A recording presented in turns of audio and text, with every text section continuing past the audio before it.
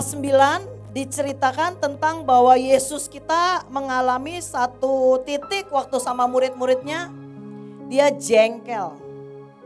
Jadi di tengah Yesus kita yang sangat ilahi, yang luar biasa penuh kasih, dia jengkel dan kata-katanya tuh gak enak. Yesus kita jengkel. Dan dia bilang gini ya, mungkin dari pihak murid-murid bilang gini ya. Pertama, dibilang seperti ini. Yesus ngomong sama mereka dan dikatakan mereka tidak mengerti perkataan Yesus. Dan yang kedua, artinya masih tersembunyi buat mereka sehingga mereka tidak dapat memahami. Ya. Jadi kalau Bu Iin bicara, di mana Bu Iin bisa melihat berbagai multi universe dan kita tidak memahami, jeritan di jiwa kita adalah gini, Ibu ngerti dong, kita nggak selevel Ibu gitu ya. Dan ketika kita punya statement seperti itu di jiwa, ini sama murid-murid, mereka tidak berani menanyakan arti perkataan itu kepadanya. Tampaknya Ibu Ruth berusaha tidak jengkel, namun jengkel juga ya. Oke, gak apa-apa, saya butuh gini. Kita itu bukan butuh dimarahin, kita butuh mengerti. Dan bagaimana memperoleh pengertian, ya. Jadi dibilang seperti ini, bahwa ketika Yesus bicara, artinya tersembunyi. Jadi mereka gak ngerti, mereka blind, buta. Dan yang lebih parah, mereka gak berani tanya. Terus yang kedua, Matius 15 ayat 15 sampai 6. Lalu Petrus pasang badan dan dia tanya, jelaskanlah perumpamaannya kepada kami. Jawab Yesus kepada dia, lu masih gak ngerti juga. Kamu pun masih belum dapat memahaminya. Artinya nanya juga salah dan dimarahin. Betul? Kemudian yang terakhir, Yesus udah very cooling down. Yohanes 16 ayat 12, masih banyak hal yang harus kukatakan kepadamu. Masih banyak yang harus disampaikan. Tapi akhirnya Yesus sela Kanita. Dan Yesus berkata, tetapi kamu belum dapat menanggungnya. Jadi Yesus, ya udahlah. Kenapa Yesus jengkel? Apakah kita mau membuat Yesus jengkel terus-menerus? Atau kalau kita menyintai Tuhan yang memberikan kita hidup yang sejujurnya dia berikan hidup yang kita gak layak nikmati sampai hari ini. Kalau saya renungkan blessing ya, selalu saya bilang, Tuhan, you bless me much more than I deserve. Dan yang lebih menyakitkan adalah gini, Tuhan, seperti impotent do something yang selaras dengan hatimu. Tapi kalau diawali dari kita tidak mengerti dan tidak mau mengerti dan tidak mencari pengertian, terus kita mau melanjutkan dengan apa? Sampai akhirnya Yesus berkata bahwa di Yohanes 16 ayat 13, tetapi apabila ia datang, yaitu roh kebenaran, ia akan memimpin kamu ke dalam seluruh kebenaran. Dalam bahasa Inggris dikatakan dia akan menyingkapkan seluruh rahasia kebenaran. He will unveil the reality of every truth within you. Jadi ketika kebenaran itu ada di dalam kita, itu pun masih harus diwahyukan, diberi nafas oleh Roh Kudus. Ada satu orang hamba Tuhan, dia bilang gini, Tuhan gak pernah menjawab doa. Namanya David Wilkerson, temannya golongan Billy Graham. Kok Tuhan gak menjawab doa? Dia bilang, Tuhan hanya menjawab doa-doa yang keluar desperately dari hati. mungkin ekstrim ya.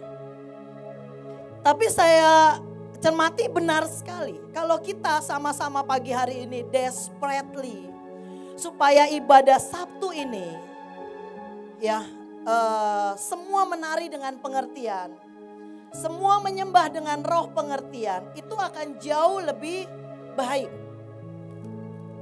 Saya nggak mau kita bergerak karena pelototan pemimpin atau teriakan pemimpin.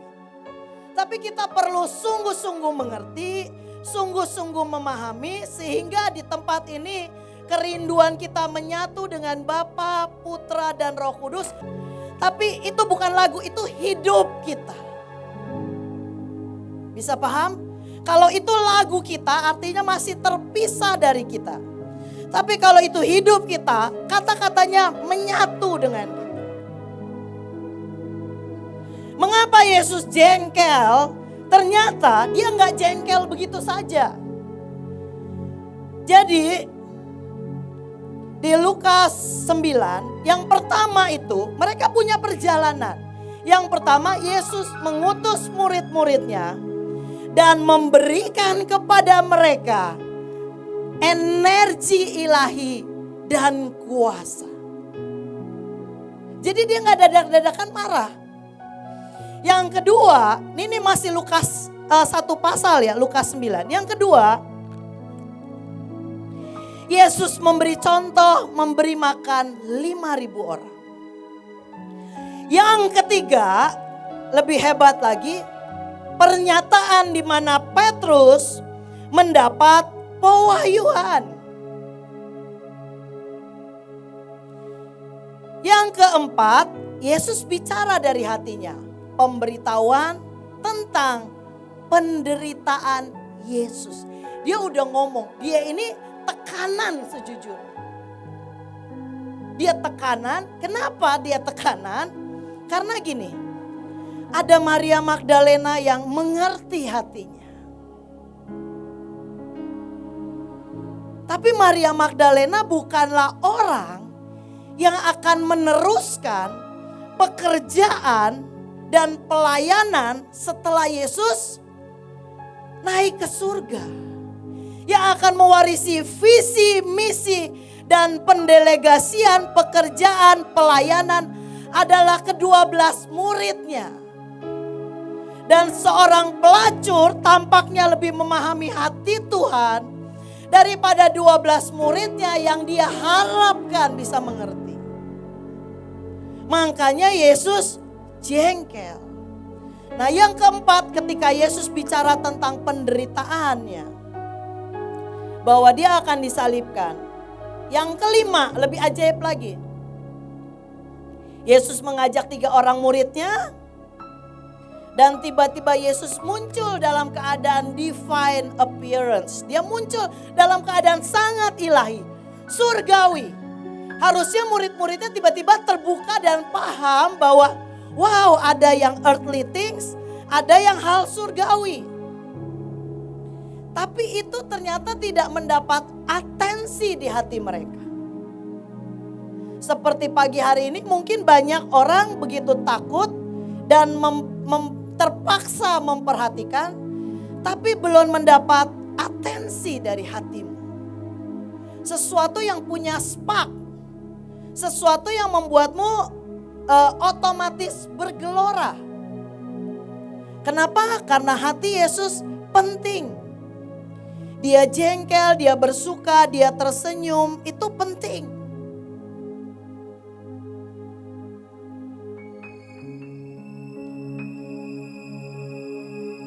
Puncak kejengkelannya ketika Yesus mengusir setan. Jadi di tengah pelayanan murid-muridnya itu nggak bisa ngusir setan. Padahal di pertama dikatakan bahwa Yesus memberikan tenaga dan kuasa.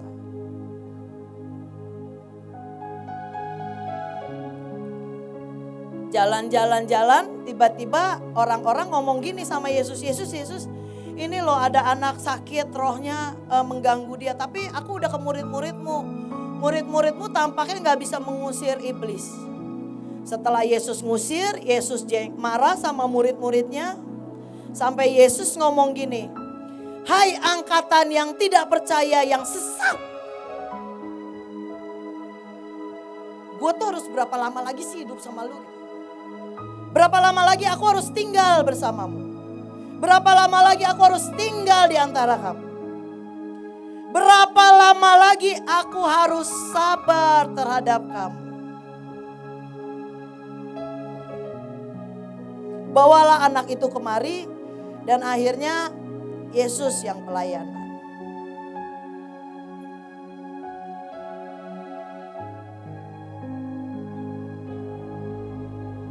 Setiap Sabtu dan Senin kita akan masuk sidang ilahi.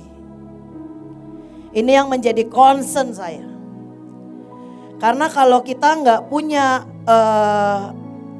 kita nggak bergaul dengan Roh Kudus, dan Roh Kudus menjadi nafas kita dalam keseharian,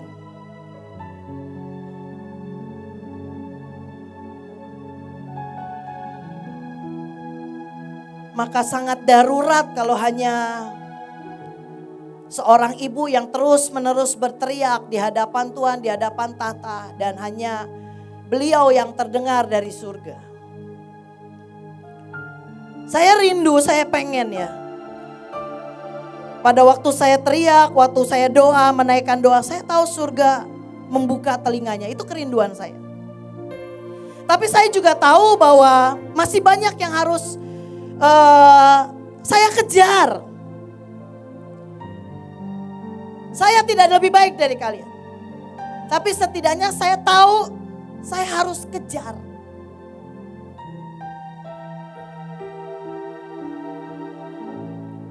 Kita tidak tahu kita harus kejar. Kita tidak mau tahu. Dan kita tidak kejar. Dan kata pendeta ini saya rasa dia perlu didengarkan, umurnya udah 90 tahun lebih. Dia selevel Billy Graham. Dan dia berkata sesungguhnya Tuhan itu menjawab doa-doa yang desperate keluar dari hatimu. Dia tidak menjawab doa-doa yang kamu naikkan dengan mudah, ringan, dan gampang.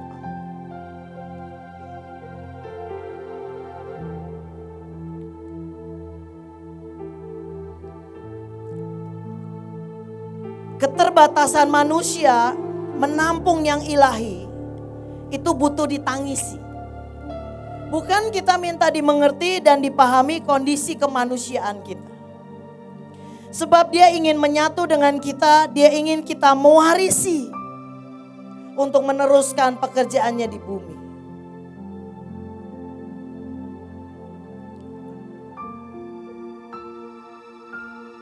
Ada satu pribadi yang ditinggalkan Tuhan Yesus, dan Mazmur 143 ayat 10 berkata, ajarlah aku melakukan kehendak-Mu. Siapa di sini yang rindu melakukan kehendak Tuhan? Boleh angkat tangan. Sebab Engkaulah Allahku, dan biarlah Roh-Mu yang baik itu menuntun aku di tanah yang rata. Jadi Tuhan bukan gak fair. Dia meninggalkan Roh-Nya yang menurut saya selama di muka bumi juga suffering dan punya jeritan yang berkata berapa lama lagi sih aku harus tinggal sama mereka. They don't care. Aku available di sini buat menolong, menunggumu berbicara Tuhan. Aku butuh pewahyuan. Pewahyuan itu pada waktu Tuhan bernafas, dia memberikan pengertian, dia juga memperlengkapi kita dengan energi ilahi. Dan itu yang mungkin dikatakan oleh Ibu Nita tentang Selah. Sebab hanya pada waktu kita membangun itu hari demi hari, itulah yang menentukan pertumbuhan personality kita. Ya. Jadi saudara harus kenal di ruangan ini ada pribadi-pribadi, kalau saya boleh katakan satu pribadi yang sangat kuat yang akan menghembuskan divine influence. Dan pengaruh divine influence ini bergerak sampai ke 34 provinsi. Dan ada orang-orang yang mengenali dan mereka menjerit, Tuhan, aku mau di gelombang itu. Aku mau jeritan doaku terdengar. Sebelum jeritan doa kita terdengar, personality kita harus dibangun. Kenapa? Sebab kita pribadi yang murahan, kacangan. Kita ini suka sampah. Kita suka sesuatu yang mudah, murah, gampang, instan, cepat dapat hasilnya. Makanya hari-hari ini proyek-proyek yang paling menguntungkan menurut algoritma adalah proyek-proyek penawaran investasi saham, binomo, kripto. Sedangkan di belakang layar ada binatang itu sedang menghitung, mengkalkulasi dengan komputernya. Dia membacamu dengan sangat jelas. Dia tahu sebentar lagi kamu mau beli atau jual. Atau dia punya rencana 3 bulan menjebakmu. Dia bisa buat kamu memperoleh keuntungan dulu dan kemudian ujungnya dia set kamu. Set you up. Kalau kita nggak punya personality yang kuat dibangun di belakang layar, di tengah kita tidak sedang ibadah, kita akan jadi person-person yang weak. Dan teriakan kita, jeritan kita tidak pernah naik sampai di hadapan Tuhan. Tapi setiap Sabtu dan Senin akan ada divine influence yang sangat kuat berhembus di ruangan ini. Karena Tuhan ternyata hanya memperhatikan orang-orang tertentu. Kalau mau dicoba. Roy boleh coba pimpin misalnya ambil lagu apa, teriak di hadapan Tuhan. Semua akan mendengar. Seberapa surga terbuka mendengar doa kita. Kemudian kita akan push. Tuhan! Gak bisa. Harus ada personality yang setiap hari menyerap nafas Allah. Dikatakan di Ayub, ini cara kita membangun personality yang kuat di keseharian ya. Perhatikan jam-jam yang kita kerjakan. Tetapi roh di dalam manusia, Ayub 32 ayat 8 sampai 9. Roh yang di dalam kita dan nafas yang maha kuasa, itulah yang memberikan kepadanya pengertian. Bukan orang yang lanjut umurnya yang mempunyai hikmat. Bukan orang yang tua yang mengerti keadilan. Jangan dipikir makin tua makin ngerti kebenaran dan hikmat dan keadilan. Tetapi ketika rohmu bertemu dengan nafas Allah, setiap hari, setiap saat. Bahkan kita tidak tahu mau doain apa, mau jerit apa. Karena kita nggak tahu yang kita mau apa. Sudah mess up. Begitu kita ada di tempat ini, kita baris jadi bala tentara. Sampai kemarin Pak Luki goyon. Olvi kalau dipanggil, Olvi sekarang kena. Yes, I miss you, I love you. Oh kacau. Lo I miss you tuh harusnya ngomongnya gimana sih? Dipegang kan tangannya ya. Jeng, aku tuh kangen. Kan harusnya gitu. Ovi, I miss you. Rolis, yes kak, lawatan. Ada yang kacau gelombang kita. Yuk pagi ini saya juga mau sebelum pergi saya benahin karena saya tahu desperately saya butuh Roh Kudus. Tuhan sudah tinggalkan pribadi yang bernama Roh Kudus untuk menolong dan unveil the reality of every truth within us. Banyak firman di dalam kita. Kita cuma butuh dia bernafas, panggil namanya. Dia bernafas dan tiba-tiba kita akan memahami segala sesuatu. Dan waktu dibentuklah personality kita karena kita butuh Roh Kudus.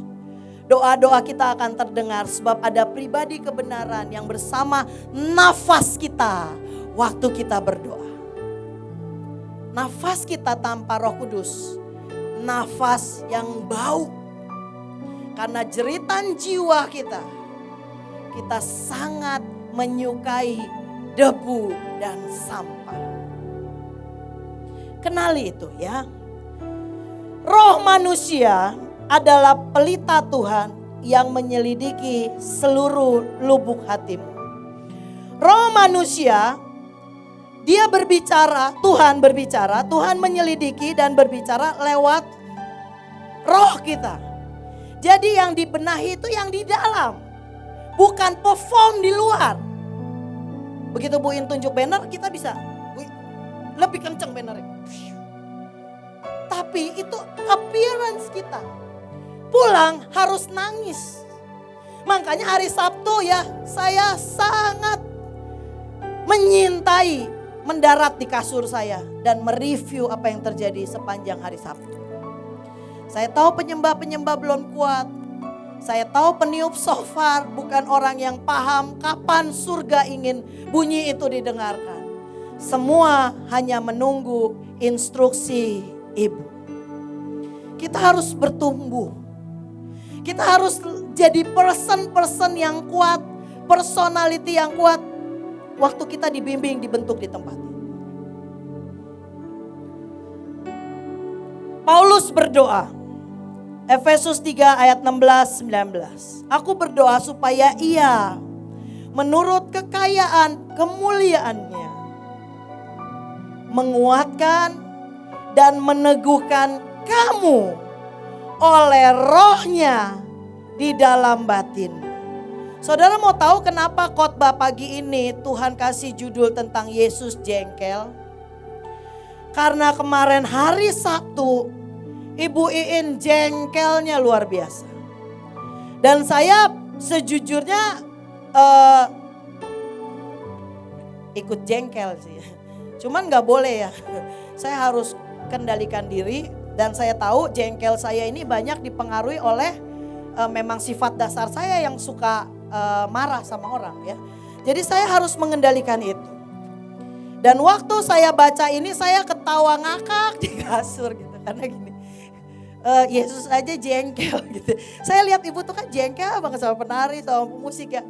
Kita ini mau perang gelombang. Tapi gelombang kita lemah.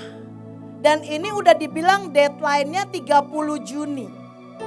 Dan waktu itu diluncurkan sesuai dengan deadline, maka gelombang iman kita, percaya kita akan nubuatan bahwa Indonesia tidak akan mengalami kelaparan, di roh akan mengkonter semua program iblis untuk merencanakan kelaparan di Indonesia. Dan semua melakukan, tapi menurut saya tidak ada satu orang pun yang mengerti, termasuk saya. Dan waktu saya bilang, saya lihat ya bagaimana jengkelnya Ibu di sini, di bawah. Dan tentu saja diteruskan di mobil. Dan tentu saja terus juga di chat. Dan saya tahu ya, Ibu sudah sampai di Yohanes yang berkata dan mengerti. Masih banyak yang ingin kukatakan kepada Nita, kepada pemimpin.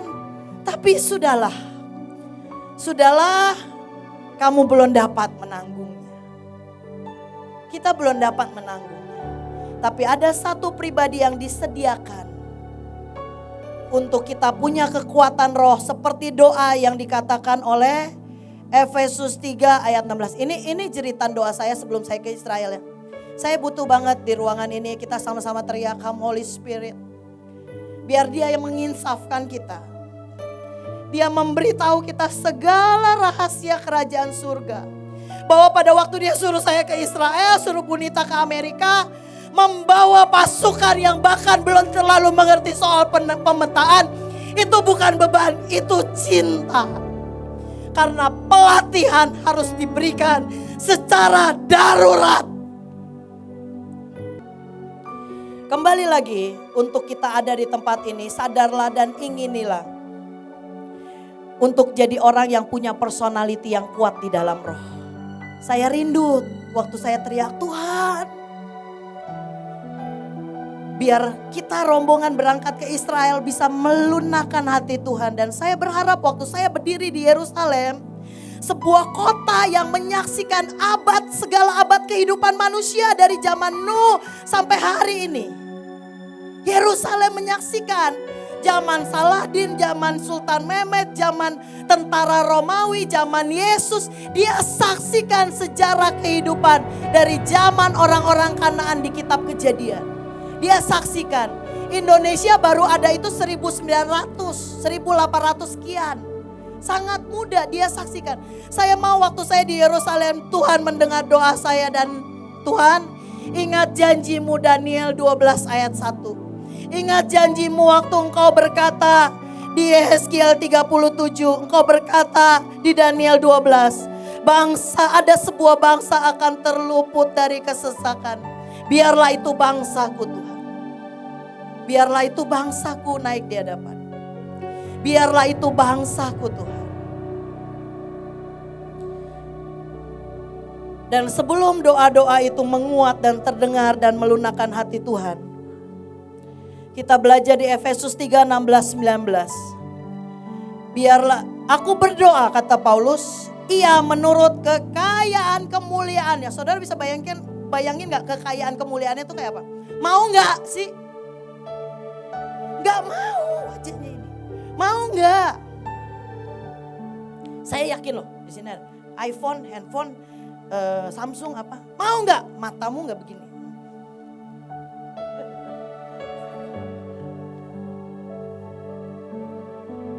Ia menurut kekayaan kemuliaannya. Saya lihat Bu In keren kalau Bapak atmosfer berubah. Kalau kalau Ibu bilang gini, kekasihku, atmosfer berubah. Roh Kudus, atmosfer berubah. Bahasa roh yang kiarotos, atmosfer berubah. Saya lihat, wow banyak sekali ya doa-doa yang dinaikkan dengan atmosfer yang berbeda-beda. Saya pengen. Tapi jujur saya sampai hari ini pun masih lebih gembira jadi orang yang menyodorkan mic daripada mengambil mic. Ngerti maksudnya? Sampai hari ini Paulus bilang gini, aku berdoa menurut kekayaan kemuliaannya. Ya. Jadi dia kaya dan penuh kemuliaan dan dia bisa impartasi ke kita. Bahkan saya lebih suka jadi pengoper mic supaya mic-nya gak nyampe di saya dan saya yang harus doa dan deklarasi. Kenapa? Karena saya tahu untuk doa dan deklarasi butuh kabot. Kamu harus jadi personality yang punya bobot dan kabot. 6 orang, anak Joshua dan penari, jemaat tertawa keras. Saya tanya, Kojos ngomong apa? Enggak tahu. Apalagi yang berat. Apalagi firman yang dalam. Apalagi kemuliaan. Bicara soal kabot yang kalau turun bisa menyambar orang sampai mati. Apakah kita akan cukup kenyang dan puas dengan laporan dari BMN bahwa follower kita yang lihat video kita meningkat dan mereka diberkati? Dan kita kenyang dengan informasi follower yang diperoleh karena kita syuting. Saya sih menangisi kondisi itu ya. Saya ngerti anak-anak mesbah seperti apa, saya menangisi. Walaupun tangisan saya juga belum terdengar, belum kuat. Masih dicampur dengan masa bodoh. Masih kayak gini, Tuhan ku nangisi semampuku lah. Dikatakan biar ia meneguhkan kamu oleh rohnya di dalam batinmu. Kenapa saya ulang. Saya lihat gini, khotbah yang disampaikan dengan sangat dalam, dengan sangat cepat, pulang susah pusing Sebagian akan pusing Netflix men. Terus kita mau punya personality yang gimana? Kita harus terus mengandalkan divine influence yang keluar dari orang-orang tertentu di tempat ini dan membuat kita bergerak, atau kita mau meresponi jadi person-person yang kuat. Sehingga oleh imanmu, Kristus oleh imanmu. Jadi gelombang yang kita nyanyikan kalau ada iman, Kristus diam di dalam hati kita. Dan ini yang paling penting menurut saya. Dan kamu berakar serta berdasar di dalam Kristus atau di dalam kasih itu sendiri. Aku berdoa supaya kamu bisa memahami bersama-sama dengan segala orang kudus.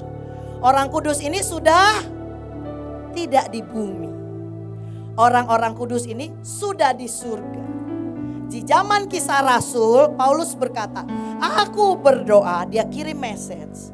supaya kita sama-sama orang kudus dapat memahami betapa lebarnya, panjangnya, tingginya, dan dalamnya kasih Kristus. Jadi orang-orang kudus masih juga belajar kayak kita. Memahami betapa besarnya kasih Kristus. Saudara mau tahu betapa besar kasih Tuhan? Ketika Adam dan Hawa berbuat dosa. Tanah dikutuk, Tuhan marah sama mereka, diusir. Betul? Mereka berdua gandengan keluar.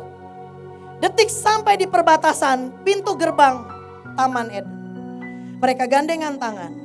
Tiba-tiba waktu kaki mereka di pintu, hati mereka berkata, mereka tahu dan tahu Allah masih menyintai mereka dengan cinta yang sama.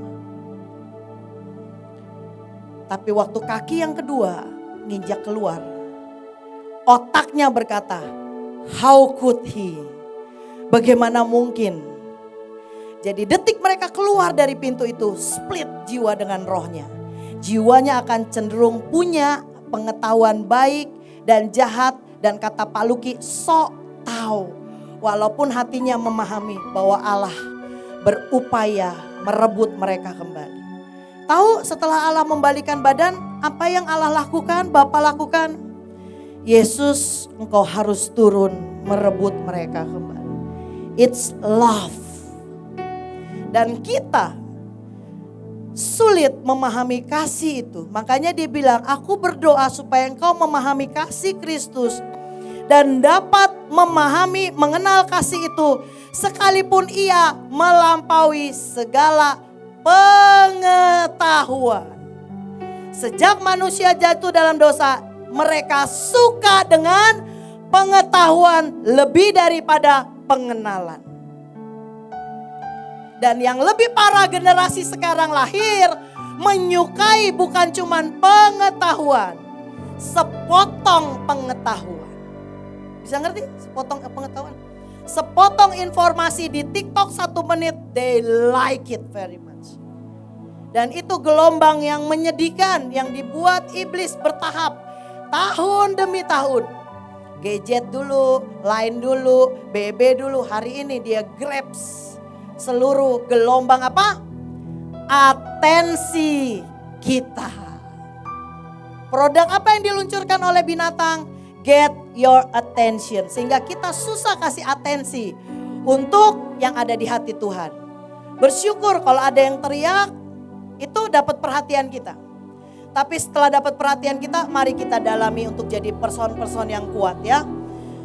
Di Efesus 3, 16-17 dalam bahasa Inggris dia bilang gini, indwelling your innermost being. Biarlah jeritan doamu dan nafas Roh Kudus tinggal di pusat hatimu, your innermost being and personality. Jadi wahyu firman menyatu dengan personality kita. Saudara mau ngecek, bagaimana ngecek personalitimu? Taruh aja satu orang, ditaruh di warung tertentu dekat sini. Kita bisa lihat personmu kayak apa. Simple itu ya. Jadi poin pagi hari ini adalah saya mau kita sama-sama minta come Holy Spirit. Datang Roh Kudus, insafkan kami. Sebab pada waktu dia datang, dia sudi mengunjungi kita karena yang keluar dari hati kita bukan yang basi. Tapi benar-benar pengen dia datang. Salah satu kalimatnya berkata, remove our fear dan kegelapan. Kalau itu menjadi jeritan hatimu, dia akan datang pagi hari ini. Dia akan datang pagi hari ini dan bahkan padang gurun sekering apapun hatimu hari ini. Itu akan berubah menjadi kebun buah-buahan dan kebun buah-buahan akan dianggap hutan. Dan di dalam kebun buah-buahan itu akan tetap ada buah-buah kebenaran, damai sejahtera, keadilan, ketenangan, tentram untuk selama-lamanya.